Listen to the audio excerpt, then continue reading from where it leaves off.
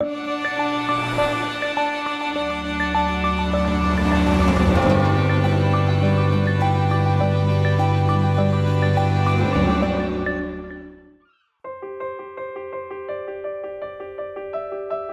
Eats originally started off as a restaurant guide for Windsor and Essex County. As it started evolving more, we realized there was so much more to offer than just the great restaurant scene that we have here. And we started incorporating the breweries, the wineries, the distilleries. One of the great neighborhoods in Windsor is the old Walkerville neighborhood. When Hiram Walker founded Walkerville and built the distillery up, he owned hundreds of acres of land. He ran the bank, he owned all the houses that his workers lived in. He was one of the first people to actually bottle and brand alcoholic beverages, and he went on and started building up his empire with the Canadian Club Distillery. One of the tours that we do, the Drinks of Walkerville tour, it's all about the personal connection. I mean, when we go into Canadian Club, you're sitting in some of the rooms sampling his product from his original recipe. And the same with Walkerville Brewery. Hiram Walker built his empire with a brewery as well, and it was a world-class brewery. The current Walkerville Brewery kind of pays homage to that history. The Willowstead restaurant on our tour, front of the bar is all built up of old doors from the original Hiram Walker facility. So they took a lot of care and pride in bringing in those old products to tie into Hiram Walker's legacy as well. He really was very influential into building up not just Walkerville, but the Windsor region itself. So for me, it's just showing my passion for where I live to other people and getting them to appreciate why I love Windsor as much as I do.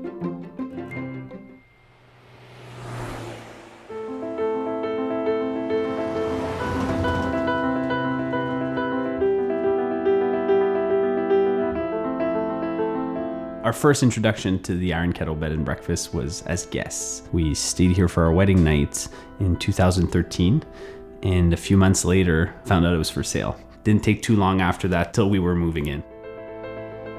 The Iron Kettle Bed and Breakfast is a 4-bedroom B&B located in Combra, Ontario.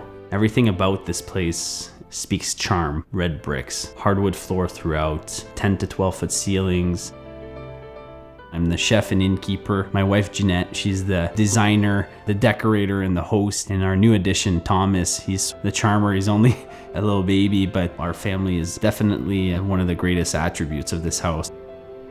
The industry offers a lot of different opportunities for chefs, but a chef-run bed and breakfast is not something that's always done. So we set up fresh baked goods, seasonal fruit, and then varieties of jams. But I always fall back at this time of the year to an asparagus omelet. Farm fresh eggs, Grano Padano, Parmesan cheese for a sharp flavor, some asparagus, and that's pretty well it. When something is so fresh that you can taste its color, I think that's something that speaks volumes. There's a romance side of things, that we have this beautiful home. We entertain people from all over, and here we are, these 2 young entrepreneurs coming in with a different approach to an old type of business. I wanted to be a part of this movement towards local food, and most importantly, become a culinary destination as a chef in the area.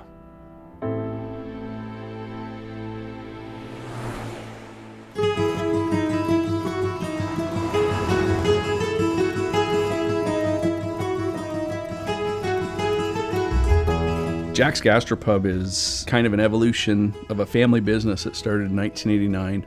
We take pride in changing our menu 4 times a year. Main reason for doing that is really the region we're in. We've got access to such great produce that we want to try to offer all those flavors, when they're at their peak.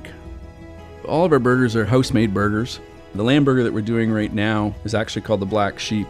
You're going to get a little bit of that wildness out of the lamb itself. It's a super juicy burger. The charred bamboo brioche bun has just enough bite in the bun. Then you get the hit of blue cheese, and then if you finish with a little bit of the sweet Kamado tomato, it kind of hits every part of your tongue's sensory perception, so it's a fantastic burger. The Banded Goose Brewing is the brewing wing of our business.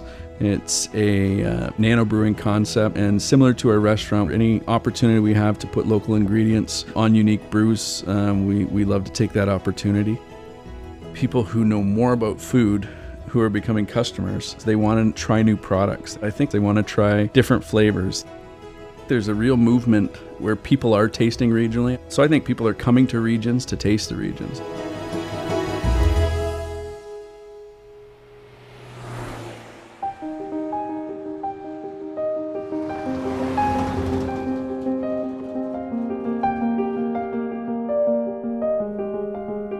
We've had an opportunity in our lives to travel widely, and we have enjoyed every wine region and meeting the people who make the wine.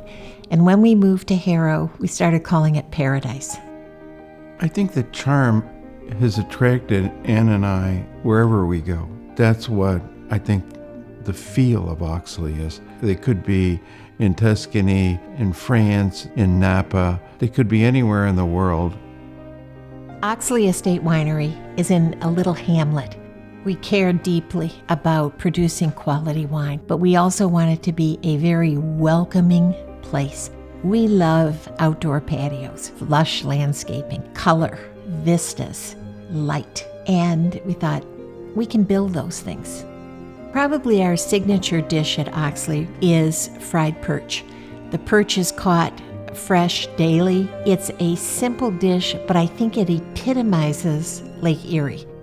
We serve 3 white wines, most commonly with the perch. We have Chardonnay, Riesling. We also have a lovely blend called Wowza White. It's more tropical than it is citric. I think it's unique in the sense that it's kind of a porch wine. It's so you can sip it all afternoon and it's refreshing. I've had a lot of fun working with Murray, particularly because he's very humorous and very warm.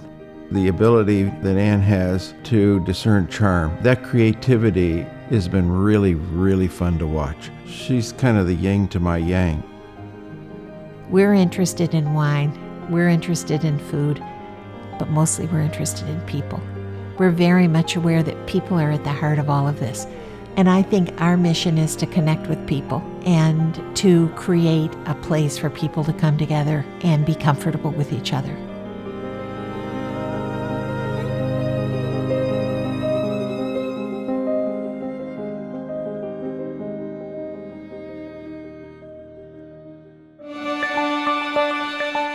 The people of Ontario Southwest don't compete, and we create bonds and partnerships, and that's what local is all about.